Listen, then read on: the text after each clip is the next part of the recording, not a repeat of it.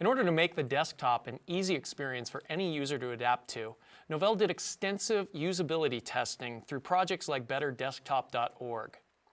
One of the things that we found from our studies is that naming things what users expect them to be helps users get around in the desktop. For example, down here in the bottom corner, we have this button called Computer, which is a central control for all things that the user may need to have. The user's applications are available readily right to the user, and the various features for controlling the actual computer, for controlling the system itself, are also available there.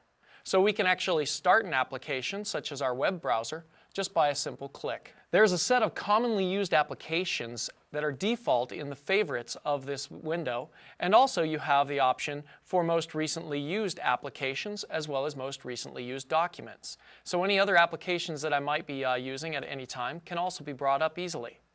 To find an application that does not appear in this default list, we have a More Applications button that allows us to search for any other applications. For example, if I want to find a spreadsheet application, I can just simply type SPRE and it immediately finds anything that matches those search results. If I use that application very often, I can simply right-click and add this to my favorites list so it shows up in that simple menu from now on. We have other things for the desktop, like central controls here on the Control Center.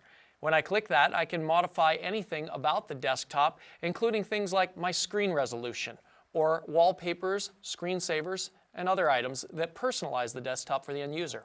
Several things that people commonly use or commonly need on the desktop are also found in this one area. If we go right down the list of items that are here, we have things like whether you're connected to the network or not, and whether it's a wired or wireless connection. We have the hard drive on the machine, as well as how much free disk space is available. Having this kind of information readily available makes it a lot easier for your help desk technicians to support your end users. We have things like the ability to log out or lock the screen if you're going to leave it for a while. We have the ability to install software that has been made available by the network management systems. We also have the Control Center that allows for any customizations that may be needed. And finally, a help menu for getting other information about how to use the desktop. One of the most helpful features inside of the Computer Buttons menu is the search field. The search field allows us to type in anything that we want to find and look through all of our documents or our applications on the system. So if I type spreadsheet and hit enter, and within our search results that come up are the OpenOffice.org Calc application, a few documents that contain the word spreadsheet, and finally a website that had spreadsheet on it as well. We'll cover more about the desktop's search capabilities under Personal Information Management. Another part of the desktop that makes it more usable are the status icons in the bottom right of the screen. Down there you'll find such things as volume control, your power status, your screen resolution, and whether you're connected to a network or not.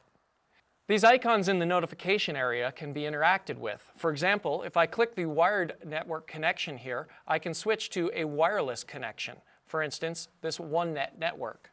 On the connection to the network, you saw a visual notification pop up before me, so I knew whether I was connected to the network or not. Visual notifications are also something that lets the user know what's happening with the computer. For example, if I lose AC power all of a sudden, a visual notification will pop up showing me that I'm now working on battery power. Another thing that's very helpful for users who are on the road is the ability to connect to a virtual private network, or VPN.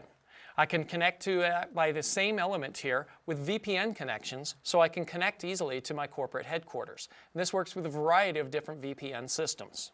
Finally, even the clock applet in the system tray can be interacted with, and you can see things on it about your day.